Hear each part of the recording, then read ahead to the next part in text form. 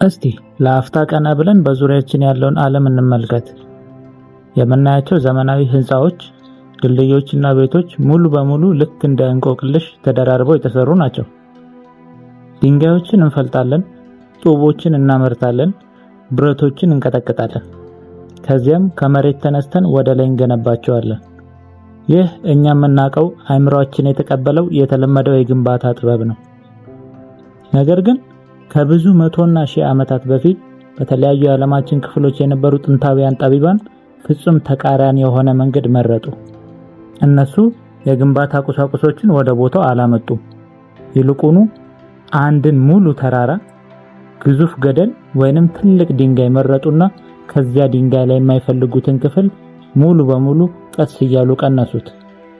ጡብ አልነበረም፣ ጭቃ ወይም ሲሚንቶ አልተጠቀሙም።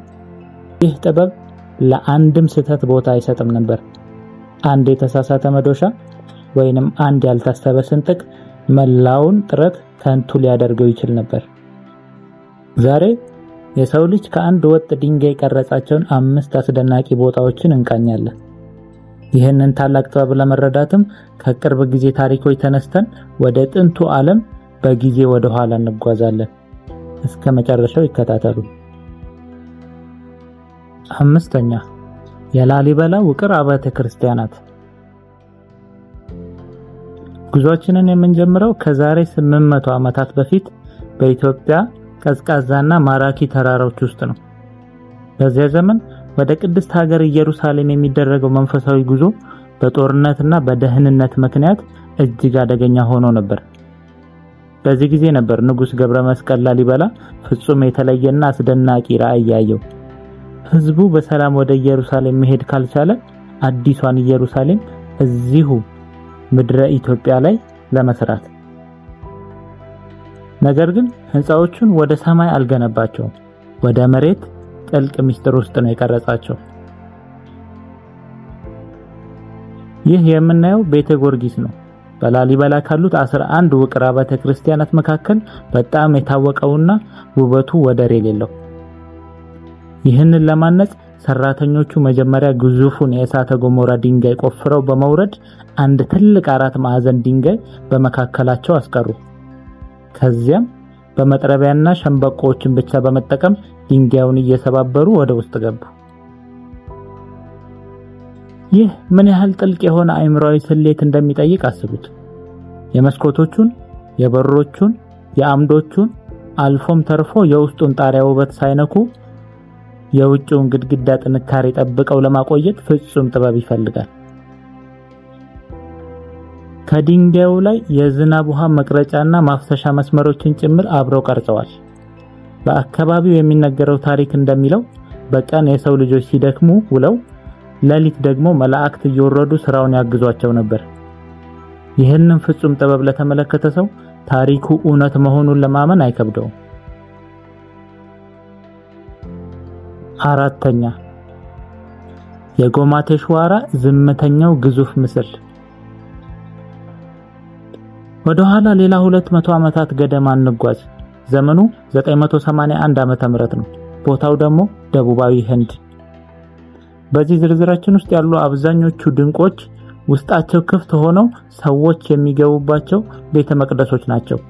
ነገር ግን 4ኛው ቦታችን ፍጹም የተለየ ነው። እሱ ወደ ውስጥ የማይገባ ነገር ግን በሰማይ ስር የቆመ ግዙፍ ነጠላ ቅርጽ ነው። ይህ የጎማቴሽዋራ ሐውልት ነው። 57 ጫማ ቁመት ያለው በአጠቃላይ በዓለማችን ላይ ካሉ ነጠላ ድንጋይ ተለይተው ከተቀረጹ ሐውልቶች ሁሉ በትልቅነቱ በአንደኛ ደረጃ ላይ ይገኛል። ይህን ድንቅ ስራ ለመስራት ጠቢባኑ የመረጡት በተራራው አናት ላይ የነበረን አንድ ሙሉ የግራናይት ድንጋይ ነው። ግራናይት በዓለማችን ላይ ካሉ በጣም ጠንካራ ድንጋዮች አንዱ ነው። እሱን ለመቅረጽ ከፍተኛ ጉልበትና በጣም ስለታም የብረት መሳሪያዎች ያስፈልጋሉ። ቢሆንም ግን ቀራጮቹ በጣም ረቂቅ የሆኑ የፊት ገጽታዎችን ማውጣት ችለዋል። ሐውልቱ ሙሉ በሙሉ በሰላምና በዝምታ ውስጥ ተውጦ ይታያል። ረጅም ዘመን የፈጀው ተመስጦን ለመግለጽም የእጽዋት ሐረጎች በእግሩና በእጆቹ ላይ ተጠምጥመው ይታያሉ። ለ1000 ዓመታት ያህል ይህ አንድ ወጥ ድንጋይ ምንም ሳይሰነጠቅ ምንም ሳይላላ ዝናብና ፀሐይን ተቋቁሞ ጸንቶ ቆሟል። ሶስተኛ የካይላሳ ተራራ። ያለፉት ሁለት ቦታዎች ካስደነቁት ይህ ሶስተኛው ቦታችን የሰው ልጅ ምን ያህል ጥልቅ አእምሮ እንዳለው ሙሉ በሙሉ በተለየ መንገድ ያሳየናል። ይህ በታሪክ ውስጥ ካሉ እጅግ አስገራሚ የምህንድስና ስኬቶች አንዱ ነው። በ8ኛው ክፍለ ዘመን ንጉስ ክሪሽና አንደኛ ለየት ያለ ቤተ መቅደስ እንዲሰራ አዘዘ። ነገር ግን መሐንዲሶቹ ድንጋይ ከሌላ ቦታ ፈልፍለው ከማምጣት ይልቅ አንድን ሙሉ ተራራ ገደል መረጡ። እናም ፍጹም አስፈሪ የሆነ ስራ ጀመሩ። ከተራራው ጫፍ ላይ ተነስተው ወደ ታች መቅረጽ ጀመሩ። በተለመደው የግንባታ ስራ ላይ ስህተት ሲኖር ማስተካከል ይቻላል። በካይላሳ ግን ስራው ከመጀመሩ በፊት እያንዳንዱ ምሰሶ፣ እያንዳንዱ ደረጃ፣ እያንዳንዱ በረንዳና የዝሆን ቅርጾች የት ቦታ ላይ እንደሚሆኑ አስቀድሞ መታወቅ ነበረበት። ታሪክ ጸሐፊዎች እንደሚገምቱት ከዚህ ቦታ ላይ ከ400,000 ቶን በላይ ጠንካራ ድንጋይ ተፈልጦ ወጥቷል። ሰራተኞቹ በዚያ ከፍተኛ ሙቀት ውስጥ መዶሻና ቺዝል ብቻ በመጠቀም ከግሪክ ፓርቴኖን ህንፃ በሁለት እጥፍ የሚበልጥ ግቢ በአንድ ድንጋይ ውስጥ ፈጠሩ። ከላይ ወደ ታች በመሰራቱ መጀመሪያ ጣሪያው ተጠናቀቀ። በመቀጠል ፎቆቹ፣ በመጨረሻ ምድር ቤቱ ተሰራ። ይህ በአንድ ወጥ ድንጋይ ውስጥ የተሰራ ባለ ብዙ ፎቅ ድንቅ መቅደስ ነው። ሁለተኛ የፔትራ ግምጃ ቤት። አሁን ደግሞ ባህር ተሻግረን ወደ ዮርዳኖስ በረሃ እንጓዛለን። ወደ ኋላ 2000 ዓመታት ገደማ ስንመለስ የኔባታውያን ስልጣኔ የደረሰበትን ከፍታ እናገኛለን። ይህንን ውብ ቦታ በብዙ ፊልሞች ላይ አይተውት ሊሆን ይችላል። ነገር ግን ይህ ቦታ እንዴት እንደተቀረጸ እውነተኛ ታሪክ ከፊልሙ የበለጠ ይገርማል። ይህ አልካዝኔህ ወይም የግምጃ ቤቱ በመባል ይታወቃል። 130 ጫማ ቁመት ያለው ፍጹም የጥበብ ማማ ነው። እነዚያን ውብ አምዶች በጥንቃቄ የተሰሩ የሐውልት ቅርጾች ሲመለከቱ አይምሮት ወዲያውኑ ይህ የተገነባ ቤት ነው ይላል። ነገር ግን አይደለም። እዚህ ቦታ ላይ ምንም አይነት የመሰረት ድንጋይ የለም። ይህ አንድ ሙሉ ተራራ ነው ወደዚህ ውብ ቅርጽ የተቀየረው።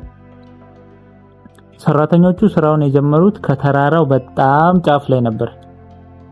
በተራራው ግድግዳ ላይ ተፈጥሯዊ ደረጃዎችን እየቀረጹ ወደ ታች ወረዱ። የሚፈልጡትን አሸዋና አፈር ወደ ታች እያፈሰሱ ቀስ እያሉ ይህንን ድንቅ ስራ ከላይ ወደ ታች ገለጡት። በውስጡ ደግሞ አንድ ትልቅና ሰፊ አዳራሽ አለ። የውስጠኛው ክፍል በጣም ቀላልና ምንም ጌጣጌጥ የሌለው ነው። ይህም ቦታ ምን ያህል ትልቅና አንድ ወጥ ድንጋይ መሆኑን በዝምታ ያስታውሰናል። አንደኛ የአቡ ሲምበል ዘላለማዊ ጠባቂዎች። በመጨረሻም በዝርዝራችን ውስጥ ወደሚገኘው እጅግ ጥንታዊ ቅርስ ደረስን። ይህ ከዛሬ 3200 ዓመታት በፊት በነበረው የጥንቷ ግብጽ ወርቃማ ዘመን የተሰራ ነው። ፈርዖኑ ራምሴስ ሁለተኛ የነበረውን ታላቅ ስልጣንና ኃይል ለማሳየት ሲል ይህንን የአቡ ሲምበል መቅደስ እንዲቀረጽ አዘዘ። በአንድ የአሸዋ ድንጋይ ተራራ ላይ የተቀረጹት አራቱ ግዙፍና 66 ጫማ ቁመት ያላቸው የፈርዖኑ ሐውልቶች የመቅደሱን መግቢያ ይጠብቃሉ። ነገር ግን እውነተኛው ተአምር ያለው በውስጡ ነው። ቀራጮቹ ወደ ተራራው ውስጥ 200 ጫማ ያህል ዘልቀው በመግባት ትላልቅ አዳራሾችን፣ ክፍሎችንና የተቀደሰውን የውስጥ ክፍል ቀረጹ። ይህ ምህንድስና ብቻ ሳይሆን የከዋክብትና የፀሐይ ስሌትም ጭምር ነበር። መቅደሱ የተሰራው በአመት 2 ጊዜ ብቻ ማለትም በየካቲት 22 እና በጥቅምት 22 ቀን የፀሐይ ጨረር በቀጥታ በመግቢያው በኩል ገብቶ 200 ጫማ ተጉዞ በውስጠኛው ክፍል በመጨረሻ ላይ ያሉትን የራምሴስንና የብርሃን አማልክትን ሐውልቶች እንዲያበራ ተደርጎ ነው። አቡ ሲምበልን የበለጠ አስደናቂ የሚያደርገው የቅርብ ጊዜ ታሪኩ ነው። በ1960ዎቹ ዓመተ ምህረት በተሰራው ግድብ ምክንያት መቅደሱ በውሃ ሊዋጥ ነበር። በዚህ ጊዜ የዓለም መሐንዲሶች ተሰብስበው መላውን ተራራ ከ2000 በሚበልጡ ግዙፍ ቁርጥራጮች በጥንቃቄ ቆረጡ። እያንዳንዱ ቁራጭ እስከ 30 ቶን ይመዝን ነበር። ከዚያም 200 ጫማ ወደ ላይ በመውሰድ ሰው ሰራሽ ተራራ ውስጥ መልሰው ገጣጠሙት። በአሁኑ ዘመን ባለን ቴክኖሎጂ እንኳን ጥንታውያን ግብጾች በአንድ ድንጋይ የሰሩትን ነገር ዝም ብሎ ለማንቀሳቀስ ብቻ መላው ዓለም መተባበር ነበረበት። ከኢትዮጵያ ቀዝቃዛ ተራሮች እስከ ግብጽ ሞቃታማ በረሃዎች ድረስ የተመለከትናቸው እነዚህ 5 ቦታዎች አንድ ትልቅ እውነት ያስተምሩናል። የሰው ልጅ ጥበብ በጊዜው በነበሩት መሳሪያዎች አልተወሰነም፣ ይልቁንም በአእምሮአቸው ስፋትና ጥልቀት እንጂ። እነዚህ ጥንታውያን ጠቢባን ተራራን ሲመለከቱ እንቅፋት አላዩ። ያዩት በተራራ ውስጥ ተደብቆ የነበረንና የነሱን እጅ የሚጠብቅ ድንቅ ስራ እንጂ። ቪዲዮውን ከወደዱት ላይክ ማድረግና ሰብስክራይብ ማድረጉን እንዳይረሱ። በሚቀጥለው ጉዟችን እስክንገናኝ ድረስ ሰላምና ጤና ተመኘንላችሁ።